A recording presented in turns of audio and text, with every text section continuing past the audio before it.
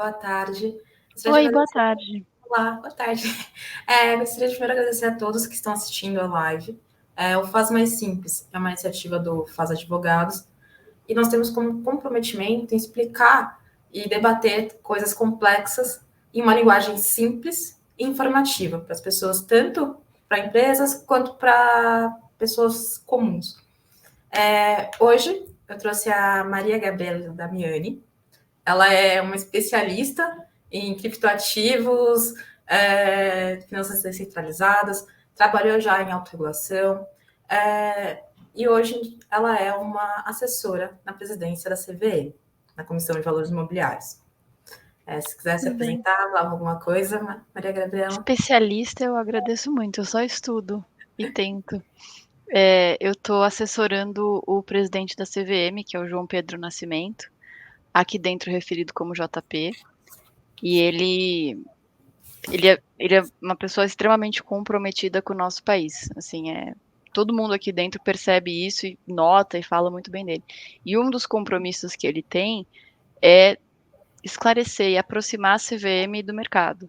Então, eu ajudei ele a fazer o PO, né, o parecer de orientação de criptoativos, eu fui um ponto focal, trabalhei bastante na redação. E aí eu falei, JP, posso falar sobre? Posso fazer evento? Ele falou, deve. A gente precisa que as pessoas entendam. Então eu vim aqui para isso, para passar um pouco a palavra dessa norma e meu objetivo é que seja simples, claro. Agradeço muito aí a Débora, ao Vicente também, que é sócio do escritório, que é um amigo, a Débora também é uma amiga, e é uma excelente oportunidade, muito alinhada com o que o próprio JP prega aqui dentro. Acho que é muito bom para todo o mercado. Sim. E antes de a gente entrar no parecer de orientação 40, que eu acho que é a grande novidade, né, do último mês, eu acho interessante a gente começar a entrar nos conceitos introdutórios sobre o mundo, né, da criptoeconomia. Né? Em primeiro lugar, os criptoativos em si, né, que eles podem ser definidos como uma representação de valor. Né? É um grupo enorme de produtos financeiros que são uma representação de valor e que, a partir de então, eles vão ser registrados, né, numa blockchain e vão ser armazenados em sistemas de registro de tecnologia distribuída. Então, trazer uma nova tecnologia, né? É importante trazer esse conceito. Cripto é um monte de coisa. Aqui dentro, assim, a gente está discutindo agora a audiência pública de fundos. Aí tinha um dos momentos ali que a gente tinha que falar de cripto, e até o conceito de cripto é muito importante a gente sempre embasar.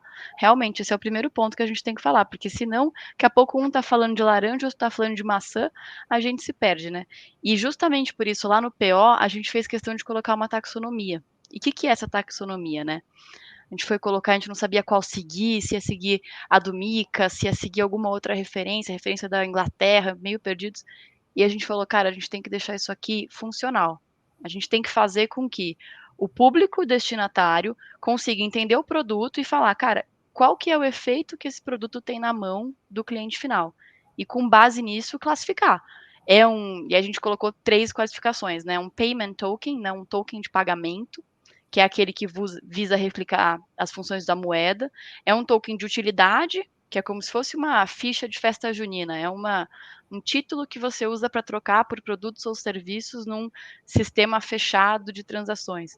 Ou ele é um token referenciado a ativo, que aí está muito mais próximo do nosso dia a dia, né, no mercado de valores imobiliários e mercado financeiro, que pode ser aí, claro, desde uma representação de uma ação, num exemplo bem claro do que seria um token aí que tende a ser valor mobiliário, até, poxa, uma representação de um carro, de uma obra de arte. Então, eu acho que, de fato, esse é o primeiro conceito, porque cripto é muita coisa, né? E pensar até ir puxando um gancho, né? Pensar em regulação não é pensar em tecnologia propriamente, né? É entender o que aquele objeto novo tem de semelhante com objetos já regulados, em que medida a gente consegue encaixar regras gerais que a gente já conhece para objetos novos, né? Sim, Então, esse foi um exatamente. pouco o propósito. Não, até mesmo, você vai ver, semana passada eu fui no evento, o Criptorama, organizado pela BC Cripto, e falaram, deram a opção de transformar o meu ingresso em uma NFT. Então, assim, já Exato. traz, assim, Ou você chegar com uma NFT e pagar, ou pagar ainda, né, uma iniciativa de algumas empresas, você fazer pagamentos com criptoativos, que são umas criptomoedas, né, que vai entrar em outra seara. Então, por isso que eu queria começar mesmo com esse conceito. Um universo.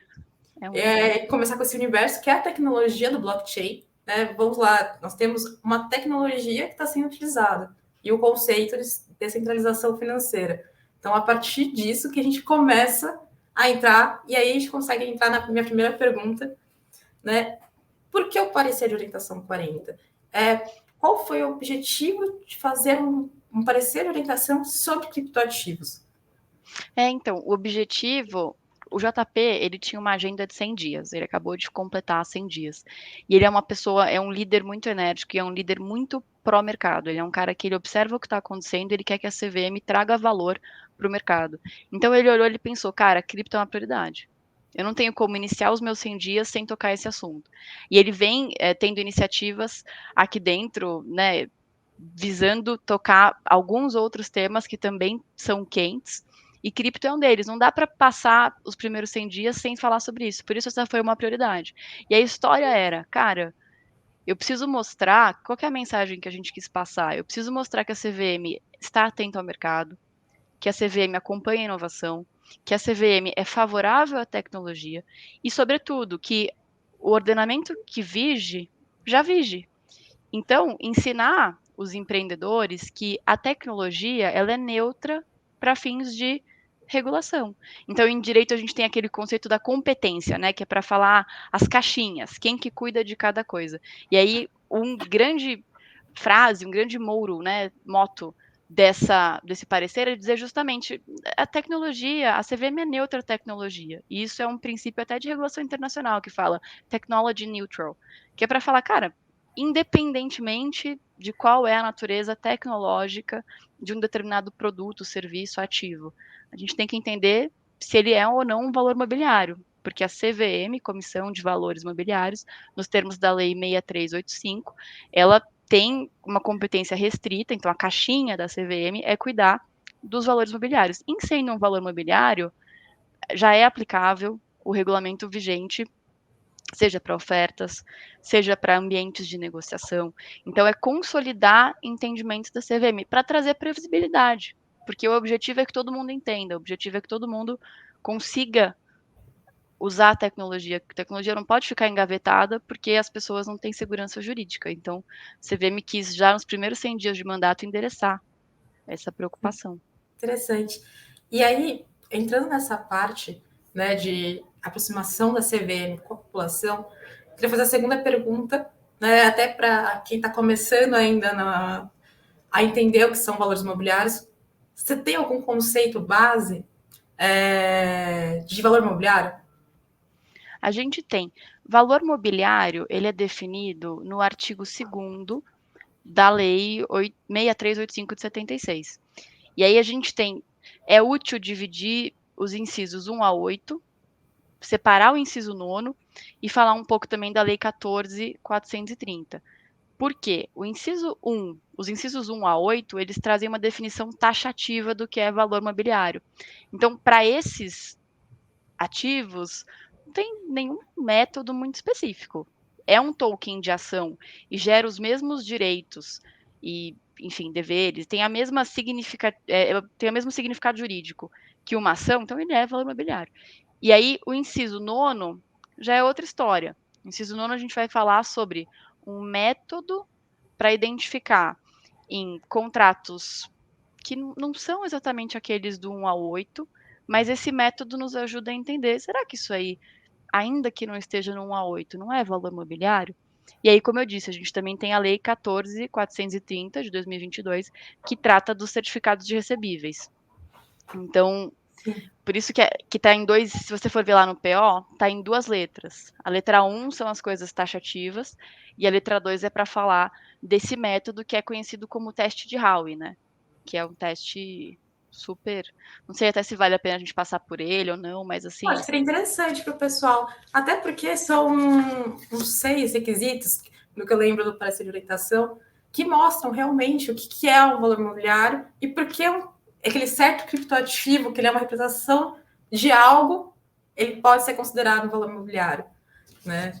E às vezes não é uma É, ação em si, mas é um investimento que é um valor imobiliário, porque um Bitcoin não é, né? Por mais que tenha variação de valor, né, no espaço-tempo. exato. A CFTC, inclusive, tem defendido que o Bitcoin, por exemplo, é uma commodity, só para a gente lembrar que existe uma série de mercadorias que são negociadas em secundário, tem cotação em tempo real e nem por isso são valores mobiliários. O que é ser valor mobiliário, né? São esses produtos clássicos do 1 a 8, da Lei 14.430 de 2022, e se passar no teste de Howey. O que é o teste de Howey? Em 1946 ou 43, tem que ver no PO, teve um caso lá nos Estados Unidos que era de uma plantação de laranjas. E o cara vendia, o emissor, ele anunciava, ofertava publicamente parcelas ideais de uma plantação de laranja em que o adquirente, a pessoa que adquire, né, não no sentido técnico de adquirente, mas o público que adquire aquele token, ele teria um direito de parceria, remuneração, em relação a um fluxo de monta de valores gerados por aquela plantação, né? Como frutos da terra. E aí a ideia naquela época era, não, tinha uma extensa lista nos Estados Unidos do que era valor mobiliário, a ideia era, não estou na lista, isso aqui é laranja, imagina, estou vendendo laranja. Só que o juiz desse caso, ele falou, mas vem cá, tá vendendo laranja, mas tem uma série de preocupações ligadas aos bens jurídicos que a regulação de mercado de capitais visa proteger que estão sendo atacados aqui, ou ameaçados, prejudicados, tocados, né? Por exemplo, a proteção à poupança popular. E ele criou um método. Ele falou: meu, e se eu fizesse em 6 etapas? Vou criar um método. Existe um aporte em dinheiro ou outro bem suscetível de avaliação econômica? Esse contrato, esse token, ele é uma formalização, é um título ou contrato? Esse investimento tem caráter coletivo? Quando uma pessoa aporta dinheiro, ela tem expectativa de ter benefício econômico? E por quê? Da onde vai vir esse dinheiro? Vem de um esforço de empreendedor ou terceiro?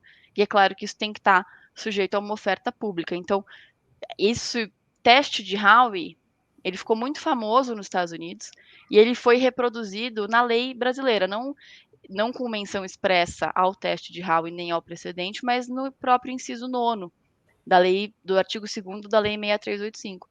Então, a gente acabou incorporando uma diretriz de um precedente norte-americano. Mas é claro, isso está até no PO. É claro que a CVM não vai seguir ipsis literis eventual medida da SEC. É claro que, né, a Sim, gente não são importa o jurisdições entendimento, cada caso é diferentes. um caso. Sim, Exato. sim. É importante deixar que assim são instituições independentes, diferentes, em jurisdições diferentes. Então, as decisões que ocorrem, por mais controversas que sejam fora, elas não impactam no direito brasileiro. Né? Por mais Exato. assim que possam ter sido utilizadas no passado, alguma coisa assim, porque a gente usa direito comparado, né, com os advogados, para ver o que está acontecendo lá fora, o fenômeno, e trazer para cá. Mas uma vez que já tem, nós temos os nossos próprios instrumentos. E eu acho muito interessante que você falou, principalmente do primeiro requisito, porque o investimento ele pode ocorrer tanto em dinheiro quanto em outros bens. Então você vê muito das que a gente chama de ICOs, né, que são as ofertas iniciais em cripto, ofertar e o investimento ser em cripto. Isso não impede de ser ou não um valor imobiliário. Já está ocorrendo investimento. Né? Então Sim, você desde que pode, sei seja um lá, bem suscetível de avaliação econômica, sim, sem dúvida. exato, você pode aportar em Bitcoin, você pode aportar no Shiba Coin, isso é um investimento, dependente do que Sim, você aportou. sim, sem dúvida. E a preocupação da CVM é justamente essa, é lembrar, assim, isso que a gente falou aqui é absolutamente conhecido para advogados que atuam com o mercado de capitais. Então, cripto não traz uma novidade nesse conceito. Esse conceito já existe. A gente tem uma série de precedentes na CVM que aplicam já o conceito de SIC para toda sorte de contrato e com ativos subjacentes variadíssimos. Inclusive, assim, tem precedente com franquia, tem precedente com condotel, tem precedentes super variados. Nos Estados Unidos tem precedente com venda de avestruzes, assim, um método. E aqui reforço, né? O parecer de orientação veio muito para isso, para falar, olha, não interessa a tecnologia, interessa a abordagem funcional em o que aquele token está trazendo de resultado e de que forma e com base em quê para o público final, né? Para os destinatários de uma oferta. Sim. Então é por isso que é importante a gente ter colocado ali, né? Que pode ser certificado recebível, pode ser, né? SIC, qualquer modalidade. Inclusive derivativo, né? Porque derivativo Exatamente o que eu ia necessariamente falar. é. Necessariamente não tem como fugir. Né? Assim, eu já veio várias vezes para o escritório, já ouvi várias vezes perguntando, mas cripto, não é regulado, ou tá fora. Não, é valor imobiliário, você está ofertando para brasileiro, você está fazendo investimento, é uma oferta pública, tem todos os requisitos. Né? Assim, tem orelha, rabo, pata de cachorro, é um cachorro. Sim, exato. E aí tem até aquele caso do G44, que era um ofertante que fazia oferta tanto de Forex quanto de cripto, e a tese daquele ofertante parecia ser a de que, pelo objeto do que ele estava oferecendo, então pela subjetividade do que era aquilo, não seria valor mobiliário. E a CVM explicitamente declarou ali que derivativo é necessariamente valor mobiliário, mesmo se o ativo subjacente, a commodity ali que está variando, for um criptoativo, uma criptomoeda que até o momento não foi entendida como valor mobiliário na jurisdição brasileira. Sim. Então, assim, tanto faz mesmo, se é um derivativo, se é um SIC. E, aliás, o SIC, ele vai servir, uma situação de fato, né? Então, independe de manifestação prévia da CVM alertando, ó, isso aqui é um SIC. O próprio agente privado tem que confirmar e conferir, analisar. Para isso é muito importante que esteja muito bem assessorado, até do ponto de vista jurídico, para entender o que é aquele produto que ele quer fazer na leitura da regulação e da lei. E Então, aí, esse foi um esforço do PO. sim, e aí eu já queria perguntar uma outra coisinha para você, que você citou o caso da G44, e aí eu queria perguntar fraudes. O papel da CVM como supervisora do mercado de valores imobiliários, como ela tem encarado essas fraudes, como ela tem se posicionado sobre isso. Se a gente estava falando agora do Criptorama, você sabe que o meu chefe, o presidente, foi a esse evento e uma frase que ele sempre fala, e estava num dos slides, é: fraude não se regula, fraude se pune. E ele sempre repete também que a gente não tem um vácuo legislativo, ou seja, qualquer tipo de irregularidade já está prevista em lei e a CVM já tem competência para perseguir fraudes no mercado de capitais. E se a CVM, por um acaso, for, por exemplo, uma hipótese de estelionato que foge ao mercado de capitais, a CVM já tem, se tiver notícia desse tipo de evento, já tem convênios com o Ministério Público Federal, com os Ministérios Públicos Estaduais, para que a gente consiga colaborar com a autoridade policial competente e impedir que esse tipo de, seja uma pirâmide, seja uma fraude, seja um estelionato simples, vitimize a população. Né? Até porque isso acaba tendo um efeito na reputação do mercado de capitais, né? É como se fosse uma pedra na água que ecoa, né? Pode até ser que não seja propriamente no mercado de capitais, mas ele vai ter efeito sobre a confiança que o público em geral tem na ordem econômica. Então, Sim, isso é de interesse da CVM também tutelar e promover a educação. A CVM tem, aliás, vale até seguir quem estiver assistindo, tiver interesse. A gente tem um arroba que é CVM Educacional, lá no Instagram. E é muito bacana, a gente sempre, a SOI, né, que aqui é comandada pelo Vasco, tem uma série de iniciativas justamente visando alertar as pessoas, porque não pode ser usado como um chamariz, né?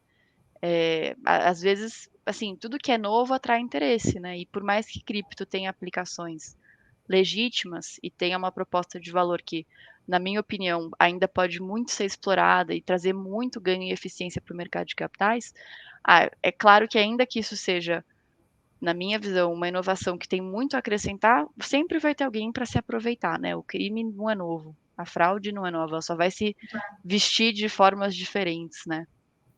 e falando, você citou assim, né, a crise sistêmica, né, mais para quem gosta de regulação prudencial e gosta de estudar, né, eu sou suspeita para falar, né, o Vicente também, que é o sócio da área, que também é outro suspeito, você também.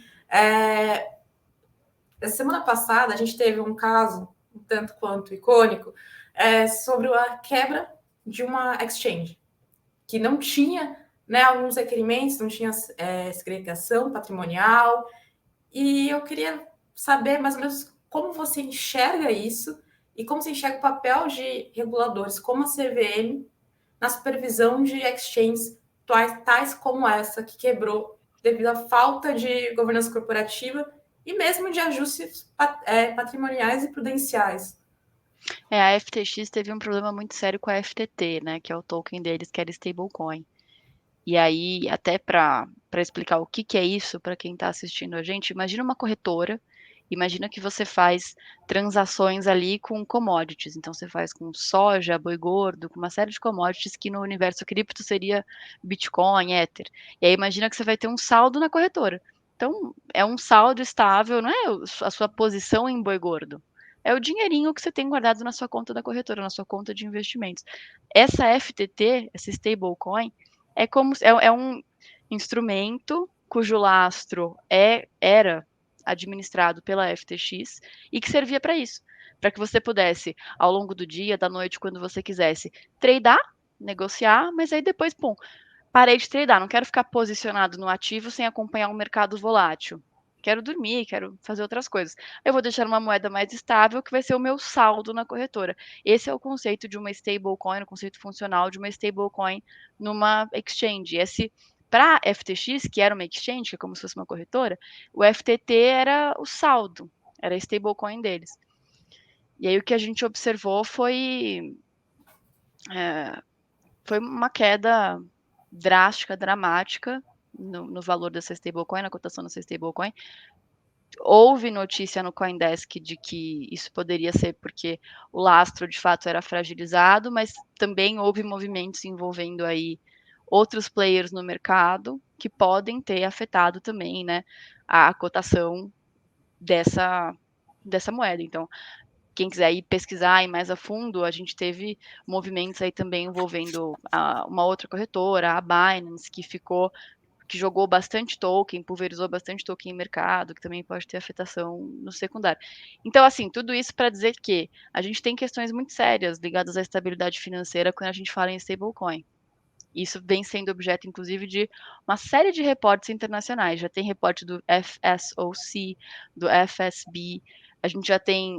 O Biden fez uma executive order agora no começo do ano, pedindo para que o Federal Reserve e a Secretaria de Tesouro se mobilizassem para escrever sobre isso, analisar essa situação. Realmente é uma questão que vem preocupando governos, vem preocupando, né, responsáveis pela rigidez prudencial. E aí o que se diz aqui, né, o que eu tenho ouvido, e eu concordo, é que pode ser que se a gente tivesse uma CBDC, uma moeda soberana em cripto, isso poderia ajudar, porque aí não precisaria cada exchange ter o seu certificado de depósito, ou o seu stablecoin, que é como se fosse um certificado de depósito. E aí você não precisa confiar para deixar o seu saldo num lastro com um agente responsável por esse lastro. Você poderia ter, né, um ente que é reputado mais confiável, como um Estado, uma organização maior, né? Enfim, nem vou nem comparar um Estado, as características de uma política monetária estatal, né, em relação a um lastro de um ente privado. Então, essa pode ser uma saída. E aqui no Brasil, para a gente contornar esse tipo de coisa, para a gente visar esse tipo de solução, é importante que a gente tenha avanços até na legislação, né? Que a gente sabe que já existem estudos no BCB, no Banco Central, em relação ao real digital e como isso poderia ser usado em soluções interbancárias de atacado. E isso ainda está, né, sendo avaliado.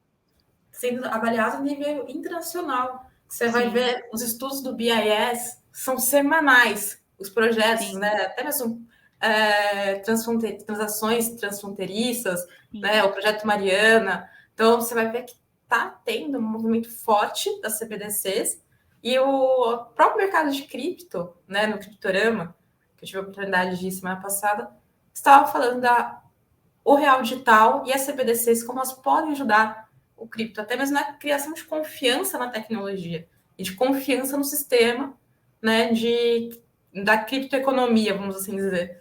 Né? Que é só É, uma tecnologia, mas acaba criando, né, cunhando esse termo.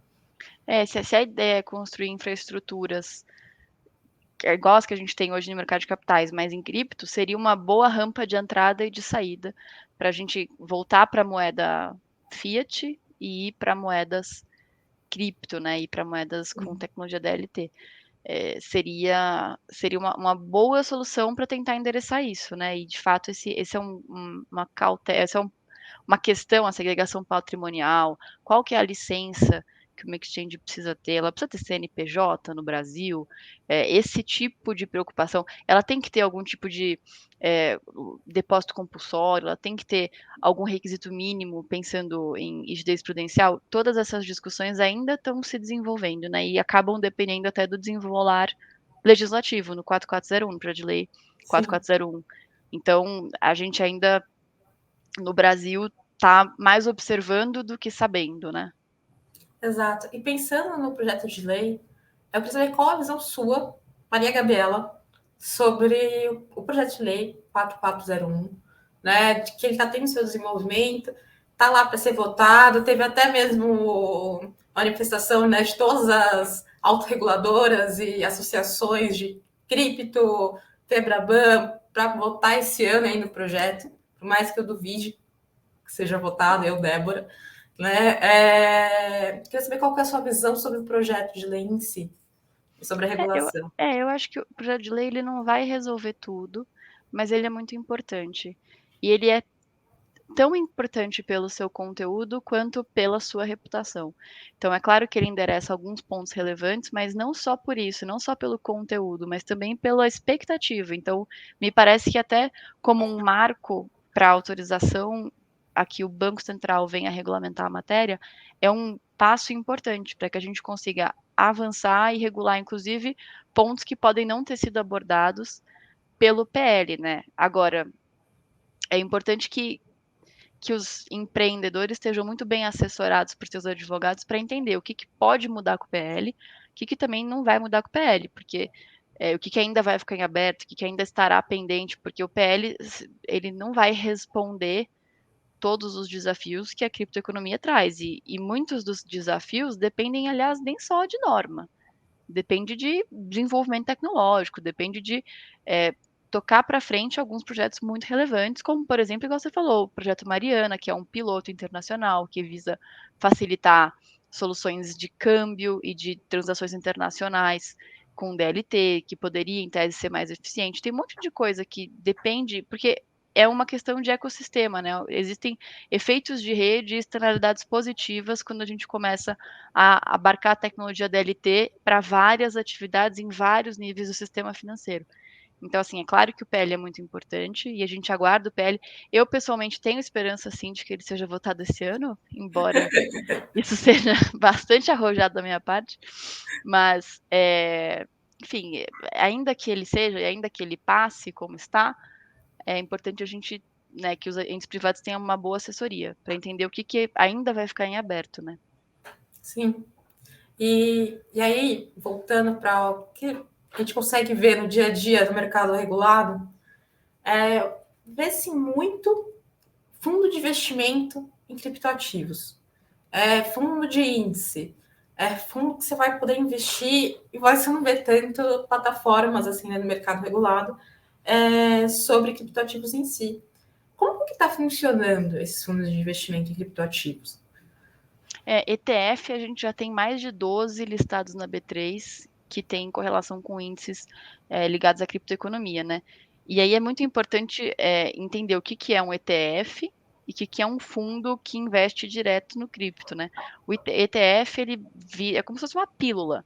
Ele condensa e tenta reproduzir, numa estratégia passiva, a rentabilidade de uma carteira hipotética que é calculada por meio de um índice de referência. Então, isso é bem diferente de um fundo que de fato vai ter exposição direta ao investidor, né, naquele condomínio, a um patrimônio em criptoativo. Isso tende a ser bem diferente. Que momento a gente está no Brasil? A gente está num momento em que os gestores, pelo que se, assim, os gestores continuam seguindo a orientação de que só podem investir em cripto moedas, caso elas sejam negociadas em exchanges reguladas, que é uma orientação da SIM, que é a Superintendência de Fundos aqui na CVM. Isso não mudou com o PO, até porque o PO não tem força normativa, então ele não inova. E do que eu venho acompanhando do debate, vem sendo muito reforçado o dever de diligência. Então, claro, além da consideração dos ofícios circulares 1 e 11 de 2018 da SIM, além disso, é importante que o gestor se responsabilize, né? Que ele conheça o lastro, que ele entenda quais são os riscos e que ele alerte em linguagem adequada o público investidor quais são os riscos desse tipo de investimento. Em especial nas hipóteses, por exemplo, se você investe numa corretora, por exemplo, imagina que um gestor que tivesse um largo patrimônio numa exchange que pode vir a falir, pode ter dificuldade de segregação patrimonial, dificuldade de resgatar, devolver esses ativos. Então, esse tipo de risco tem que estar muito claro para o público investidor. Sim. E aí, entrando também justamente na parte de exchanges reguladas, que normalmente são as exchanges estrangeiras, porque nós não temos ainda um arcabouço legal para abarcar essas exchanges. Vê-se muito também aquelas exchanges que fazem uma propaganda em português, que ofertam um monte de coisas em português, mas você vai ver a sede, ela está em alguns paraísos fiscais, em algumas sedes que normalmente a gente já conhece, alguns corredores de transações em dólar. Qual o papel da CVM em regular, principalmente essas exchanges estrangeiras que ofertam produtos, né, e produtos e serviços financeiros, principalmente quando são valores imobiliários, para o público brasileiro em si? Isso foi bem abordado no PO, tá? A preocupação da CVM ao tratar desse assunto aqui no parecer de orientação foi estabelecer que, se a oferta dirigida a investidores brasileiros, existe atração de competência da CVM. E isso pode, como você bem colocou, isso pode ser, na prática, ter um site todo em português. Ou ter um site que a princípio é em inglês, mas você consegue colocar ali a opção para ser em português e o próprio atendimento é todo em português, é todo adaptado para o cliente brasileiro. E é claro que é muito difícil para o regulador saber se aquele caso era ou não dirigido ao público brasileiro. Mas aí são úteis os pareceres de orientação 32 e 33. E, assim, é muito relevante que o emissor, que esse ofertante, que ele se conscientize de que tem norma, de que cripto não é suficiente, a tecnologia não descaracteriza a natureza de um potencial valor mobiliário. Então é muito importante que ele se utilize, por exemplo, de ferramentas. Já existe uma série de ferramentas, por exemplo, geoblocking, que bloqueia quem pode acessar qual IPs de quais regiões podem acessar um determinado site que tem conteúdo de oferta. Então, assim, a ênfase da CVM no parecer de orientação foi lembrar que é plenamente possível controlar os destinatários de uma oferta pública e que a tecnologia está a serviço, inclusive, desse tipo de restrição. E se houver oferta para público brasileiro, a CVM de valor imobiliário irregular, a CVM é competente. Então, essa é uma preocupação, esse é um ponto de atenção para qualquer ofertante. Sim, é óbvio. E aí também é um ponto de atenção não só, né, para os ofertantes, mas para o próprio investidor, ao Sim, fazer esse tipo de investimento. E olhar se essa exchange, onde ela está localizada, e se ela está realmente fazendo, né? Porque se está fora do escopo da CVM. E aí você pode olhar, principalmente no site, ver as top orders, que teve várias, né? Que é somente de pessoas tentando ofertar, fazendo essa estrutura de fazer um site em português, fazer tudo bonitinho, caixinha, e ofertar, mas falar, não, eu tô aqui no país tal, então não se aplica a mim. Mas não, se aplica sim. Né? Você sim. está no ambiente da internet, né? Você acaba saindo dessa parte territorial só. Sim, sim. Não há vácuo legislativo, como o meu chefe diz. Exatamente. E aí eu vou para a minha última pergunta e a gente vai abrir para quem tiver dúvidas, né, e quiser mandar pergunta para a gente. E minha última pergunta, também fazendo um paralelo com o evento da semana passada da ABC Cripto, da ABC Cripto, teve o lançamento do selo ABC Cripto. A ABC Cripto é uma associação autorregulatória e tentando trazer uma efetividade para as normas de autorregulação, ela lançou esse selo de forma que você vai conseguir ver entre as exchanges que são associadas se elas cumprem ou não com a autorregulação. Né? Vai ser uma adesão voluntária em que elas vão conseguir ser auditadas numa parceria que teve com Big Four e essas coisas. Elas vão ser auditadas e vão ter ou não o selo de acordo se estão cumprindo com as regras ou não estão cumprindo. Sendo um paralelo muito grande, né, com as outras autorregulações que já tem no mercado de valores imobiliários, principalmente, eu queria ver qual que é a sua visão sobre essa iniciativa e o que você acha que pode ser feito a partir de uma iniciativa de autorregulação das próprias criptos exchanges. Isso eu vejo com muito bons olhos. Eu, pessoalmente, eu já até trabalhei com autorregulação, eu vejo isso com muito bons olhos. E aí, até para introduzir o que que é autorregulação, né? A autorregulação, ela pode ter força legal ou voluntária. Essa da BC Cripto, bem como a da Ambima, são voluntárias, mas tem, por exemplo, a da BSM que tem cabimento legal. A própria resolução CVM 135 prevê que a entidade organizadora de mercado, administradora de mercado organizado, deve ter uma entidade de autorregulação. Então, não precisa estar na lei, né? Independe de uma medida ativa da CVM ou do Poder Legislativo ou de quem quer que seja no Estado, a organização de uma entidade de autorregulação. E qual que é a ideia da autorregulação? É estabelecer melhores práticas de adesão voluntária, em que, se o player disser que vai aderir, a partir daquele momento ele tem uma certificação, ele tem uma validação, portanto, isso tem um peso reputacional, e ele tem, claro, o ônus de seguir os códigos e orientações daquela entidade. E por que isso é muito importante? Porque a gente está num mercado de limões, né?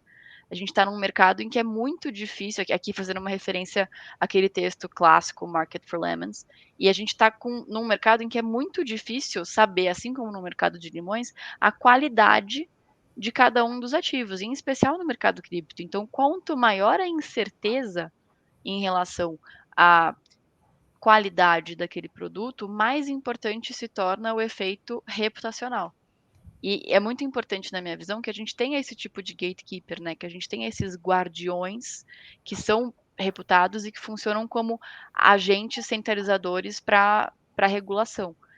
E a gente vê efeitos muito, muito benéficos de amadurecimento no mercado de capitais a partir da atuação da Ambima, e a CVM aproveita muito a atuação da Ambima. É claro que a Ambima, para mim, fica muito claro que a Ambima ela melhora o mercado. E é importante que iniciativas como essa sejam desenvolvidas no mercado cripto, né? Em especial pela natureza desse mercado, que ainda está amadurecendo, ainda está numa crescente, né? Sim. E agora a gente indo, né, para o final da nossa live, eu queria agradecer muito pela presença sua.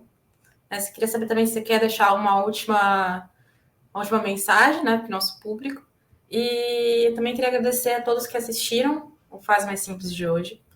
Foi um grande prazer poder conversar com uma pessoa que é minha amiga na vida pessoal e que tem um conhecimento muito grande em criptoativos, por mais que ela fale que não seja especialista. Queria agradecer muito a você, Maria Gabriela. Ai, obrigada, Débora. É um prazer é meu, como eu te disse, isso é muito importante para casa mesmo.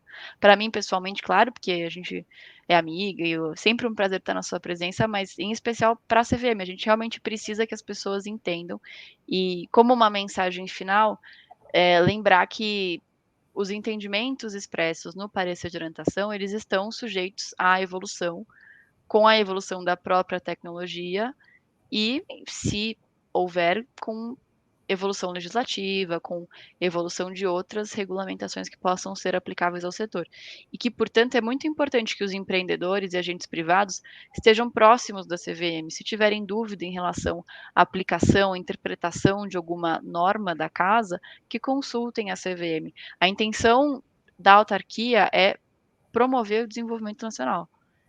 E para isso a gente tem plena consciência de que é necessário andar de mãos dadas com o mercado, orientar o mercado e estabelecer um vínculo de proximidade, confiança, previsibilidade e segurança jurídica. Sim. Então, se eu puder deixar alguma mensagem, é de que não temam a CVM, mas andem lado a lado com a CVM. Vai ser bom para o mercado, vai ser bom para população popular, vai ser bom para a autarquia.